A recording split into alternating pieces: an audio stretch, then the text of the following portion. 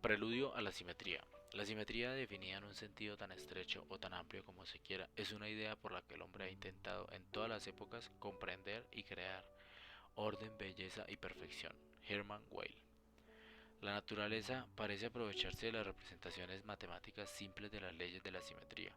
Cuando uno se para a contemplar la elegancia y la hermosa perfección del razonamiento matemático implicado y lo contrasta con sus consecuencias físicas complejas y trascendentales, nunca deja de desarrollar un sentido profundo de respeto por las leyes de la simetría. C.N. Frank Young. Pero, aunque las simetrías se nos oculten, podemos sentir que están latentes en la naturaleza, gobernándolo todo sobre nosotros. Esta es la idea más emocionante que conozco, que la naturaleza es mucho más simple de lo que parece. Steven Weinberg. Durante todo el siglo XX y todavía hoy, la simetría ha venido dominando cada vez más nuestro mejor entendimiento de las leyes fundamentales de la naturaleza. Así lo dicen los maestros. Las partes finales de nuestra reflexión que nos traen a las fronteras actuales y más allá celebran los grandes triunfos de la simetría y profetizan más. Cambio sin cambio, qué mantra tan extraño e inhumano para el alma de la creación. Y aún así, su misma irrealidad nos da una oportunidad. Podemos extender nuestra visión imaginativa haciendo nuestra su sabiduría. Nuestra pregunta nos pide que descubramos la belleza en las raíces del mundo físico. Para responder a su desafío, tenemos que actuar en sus dos caras. Debemos agrandar nuestro sentido de la belleza mientras agrandamos también nuestra comprensión de la realidad, porque la belleza del diseño profundo de la naturaleza, como comprobaremos, es tan extraña como bella es su extrañeza.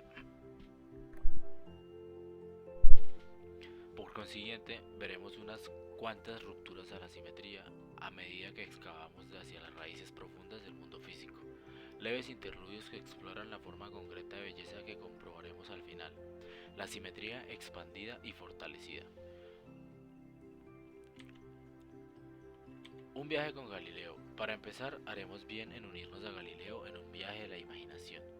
Enciérrate con un amigo en el camarote principal bajo la cubierta de un barco grande y lleva contigo unas cuantas moscas, mariposas y otros pequeños animales también voladores.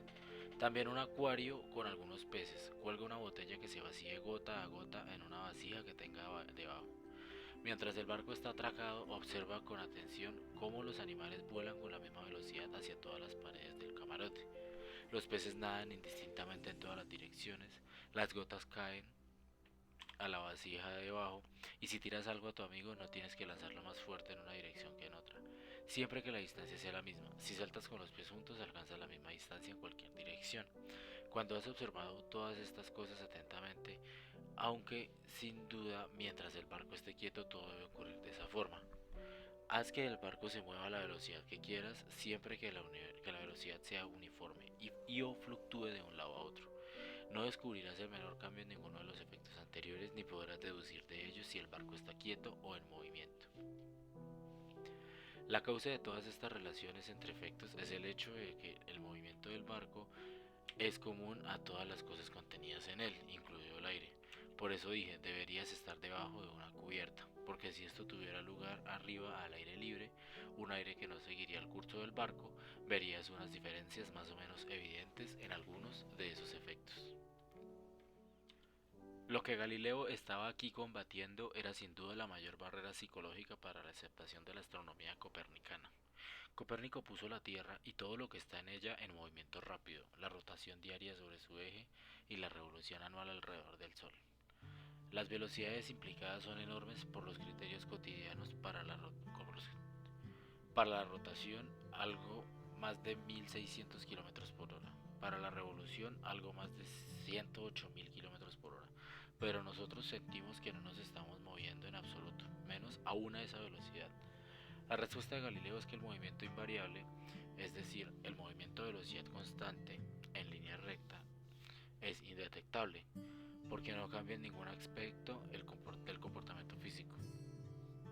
Y en un sistema cerrado como el camarote de Galileo o la Tierra que viaja por el espacio, experimentando desde dentro el movimiento de velocidad constante, por muy grande que sea esa velocidad, se siente exactamente como si no hubiera movimiento en absoluto. La rotación y la revolución de la Tierra implican círculos o líneas rectas, pero los círculos son tan grandes que parecen líneas rectas incluso en tramos largos. Es fácil expresar la observación de Galileo como una simetría. Cambiamos el mundo o una parte grande de él, como interior de un buque, moviendo todo a una velocidad común, sin cambiar la manera en la que se comportan las cosas. En honor a Galileo, llamamos a esa clase de transformación una transformación galileana. En consecuencia, llamamos a su postulado de simetría galileana una invariancia galileana. Según la simetría galileana, nosotros podemos cambiar el estado de movimiento del universo imprimiendo una velocidad global constante, darle un empujón, por así decirlo, sin cambiar las leyes físicas a las que obedece. Las transformaciones galileanas mueven el mundo físico a velocidad constante y la simetría establece que el contenido de las leyes físicas no cambia por tales transformaciones. Belleza cuántica 1. Música de las esferas. La ciencia clásica de Newton y Maxwell han traído nuevos temas a nuestra reflexión que parecen entrar en conflicto con las visiones e intuiciones anteriores de Pitágoras y Platón, con la que habíamos empezado, pero en el mundo cuántico de los átomos, un mundo extraño que resulta ser también el nuestro, ocurre un milagro. Las viejas ideas se vuelven a la vida vistiendo unas formas nuevas y espléndidas. En su forma resucitada, esas ideas alcanzan nuevos niveles de precisión, verdad y de manera sorprendente musicalidad. He aquí como lo nuevo acoge a lo viejo. Del corazón de la materia, música. No hay ninguna razón lógica para esperar que unas matemáticas que se desarrollaron para entender la música tengan nada que ver con la física atómica. Y sin embargo, resulta que los mismos conceptos y ecuaciones gobiernan ambos dominios. Los átomos son instrumentos musicales y la luz que emiten hace visibles sus notas. De leyes bellas, objetos bellos.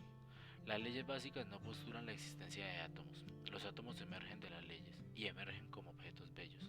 Véase la lámina CC. Lámina CC.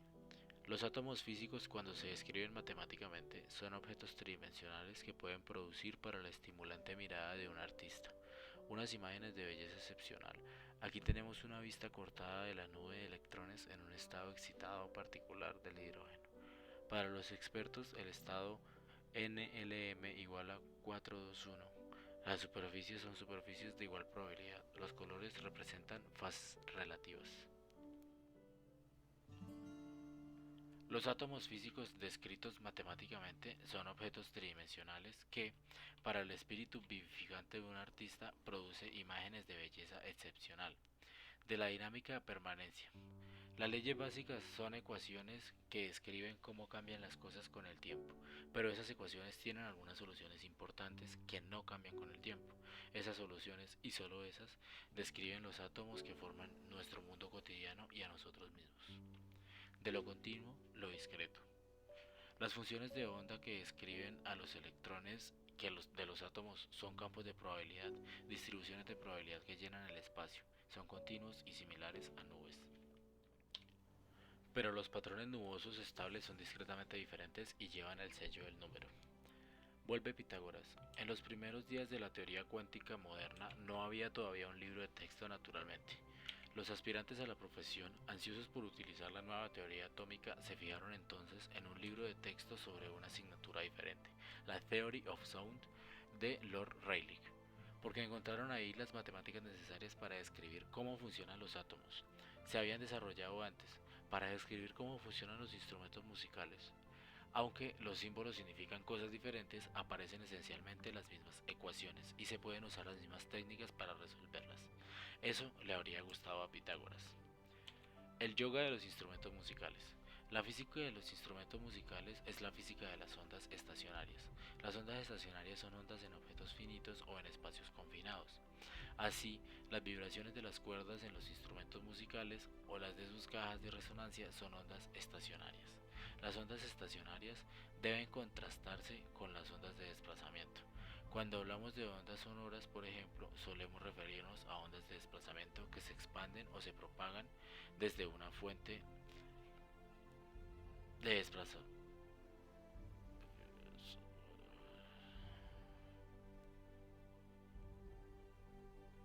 Desde una fuente. Las vibraciones de la caja de resonancia Las vibraciones de la caja de resonancia de un piano de cola, que son ondas estacionarias, empujan el aire circundante de acá para allá. El aire en movimiento ejerce fuerzas sobre su aire vecino, que ejerce fuerzas en su aire vecino, y así sucesivamente, lo que resulta en una perturbación que adquiere vida propia. Las ondas estacionarias son el tipo de movimiento que puedes establecer en el agua de una bañera cuando lo chapoteas, o en las vibraciones de un gong de un diapasón cuando lo golpeas. En cada uno de estos casos, chapoteo en el baño, golpea el gong, toca el diapasón. Después de un comienzo ruidoso, el movimiento se estabiliza para volverse a regular en el espacio y periódico en el tiempo. Esa es la clave de un diapasón, que quiere vibrar a una frecuencia característica y por eso produce un tono fiable y puro. Un gong típico genera un patrón de sonido más complicado e interesante. Volveremos a él en breve. Podemos centrar la atención en el yoga de los instrumentos musicales con más claridad, considerando el instrumento musical de simplicidad suprema, que es hecho el instrumento de Pitágoras. Una cuerda tensa clavada en los dos extremos. Figura 24. Figura 24. En la simple geometría unidimensional de un segmento lineal finito podemos encontrar los patrones lineales de la onda estacionaria a un vistazo. Tienen que encajar. Este simple requisito geométrico aporta números enteros y un carácter discreto a la descripción del comportamiento en continuo. Modalidad primero. Longitud de onda 2L. Frecuencia B2L. Modalidad segundo. Longitud de onda L. Frecuencia B sobre L. Modalidad tercero. Longitud de onda 2L tercios. Frecuencia 3B 2 sobre 2L. Modalidad cuarto. Longitud de onda L medios. Frecuencia 2B sobre L. En la simple geometría unidimensional de un segmento lineal finito podemos explorar los patrones naturales de la onda estacionaria a un vistazo.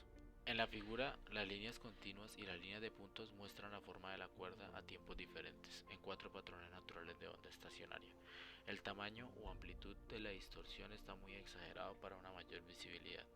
En los tiempos intermedios, los puntos de la cuerda se mueven arriba y abajo y a medida que la línea continúa, procede suavemente hacia la punteada. Luego la punteada hacia la continua, en un ciclo. Un simple requisito geométrico aporta números enteros y un carácter discreto a la descripción de estos patrones basados en un continuo. Tienen que encajar. Recorriendo la figura de arriba a abajo y comparando los patrones, vemos que la variación, según nos movemos por la cuerda de izquierda a derecha, es 2, 3 y 4 veces más rápida. Uno puede tener vibraciones naturales que acomodan 3 ciclos o 2 o 4 o cualquier número entero, pero no algo entre medias. Como resultado, las frecuencias naturales de nuestro instrumento son discretas o, como solemos decir, cuantizadas. A diferencia de la proverbial vaca esférica, nuestro instrumento musical pitagórico no está muy lejos de la realidad.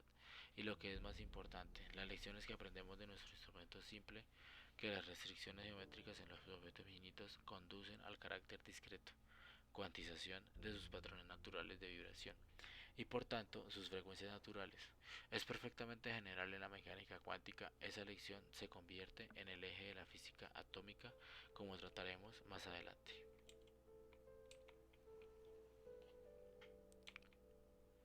Vibraciones naturales, frecuencias resonantes. También puedes obtener ondas estacionarias en la caja de resonancia de una guitarra cuando tocas una cuerda o en una placa cuando golpeas sus lados. Figura 25.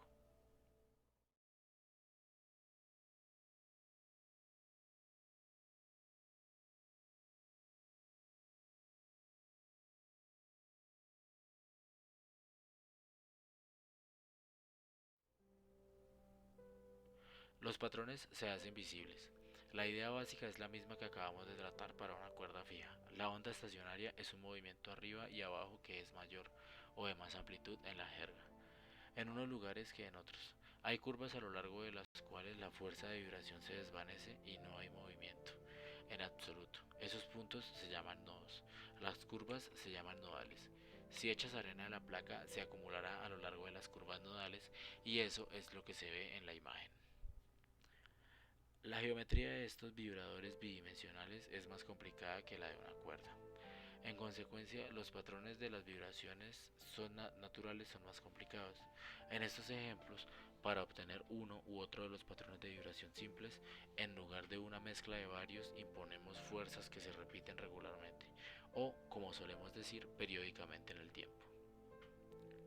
La guitarra nos permite hacer esto pulsando una cuerda. Para eso es para lo que sirven las cuerdas. Un patrón diferente dominará dependiendo de lo rápido que las fuerzas motrices oscilen, es decir, de su frecuencia. Cada patrón, cada patrón de vibración natural se repite en el tiempo. Las fuerzas que cada pieza móvil de cuerda, madera o metal ejerce en sus vecinos son diferentes en los diferentes patrones, y el ritmo al que cambian las cosas es diferente en cada uno. Los patrones que varían de prisa en el espacio tienden a causar mayores fuerzas y por tanto un movimiento más rápido, de mayor frecuencia. Cada patrón de vibración natural ocurre en su propia frecuencia natural. La frecuencia natural se llama también frecuencia resonante, por la siguiente razón. Si la frecuencia de la fuerza motriz está próxima a la frecuencia natural de vibración de algún patrón, ese patrón saltará como una respuesta poderosa, porque en ese caso y solo en ese caso, la fuerza motriz externa coincide con las fuerzas internas. Ciclo tras ciclo, para construir la magnitud del movimiento, cualquiera que haya flexionado las piernas y estirado el cuerpo para dar fuerza al movimiento de un columpio o haya empujado en uno a un niño sabe lo importante que es eso. Cuando golpeas un diapasón o un gong, la vibración irradia desde el punto de impacto, luego rebota en los bordes y regresa, como el eco en una sala. Los movimientos complicados disipan su energía deprisa en forma de ondas sonoras de desplazamiento y calor, dejando solo un patrón perdurable en el diapasón, o solo unos pocos en el gong. Cuando uno vibrando a su frecuencia resonante, cada uno vibrando a su frecuencia resonante. Eso es lo que escuchas como un tono estable o como un acorde que evoluciona despacio. Después del comienzo ruidoso, los gongs producen un acorde evolutivo perdiendo gradualmente la complejidad hasta que se convierte en un tono simple, porque hay varios patrones perdurables que decaen a velocidades distintas. Patrones de vibración u ondas estacionarias de la caja de resonancia de una guitarra forman patrones geométricos que reflejan la interacción entre la forma y moldeado de la madera y la frecuencia de oscilación de la cuerda motriz, como se muestra en la figura 25.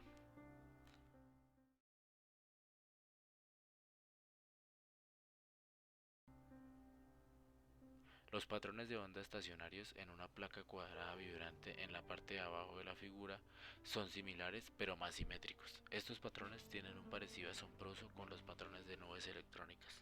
Figura 26. Figura 26. Cada imagen muestra una instantánea de la nube de probabilidad de un electrón, tomada en cada uno de los estados estacionarios del hidrógeno. Es más probable que el electrón se encuentre donde la nube es más brillante. En cada caso, un solo protón está en el centro de la nube. Las mismas formas orbitales se aplican a los electrones en otros átomos, como el de carbono. El parecido entre las ecuaciones que los gobiernan es profundo y más asombroso todavía.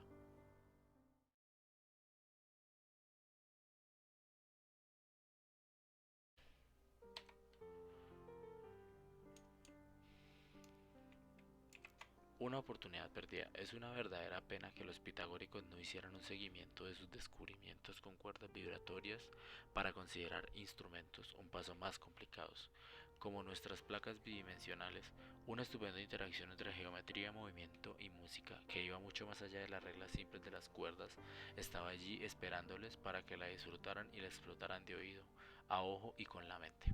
Se habrían dado cuenta un fiestón. También habrían descubierto un camino más fácil y accesible hacia las leyes básicas de la mecánica que el rodeo dificultoso a través de la astronomía que finalmente, siglos más tarde, condujo allí, y como veremos pronto, habrían asfaltado una autopista hacia la teoría cuántica.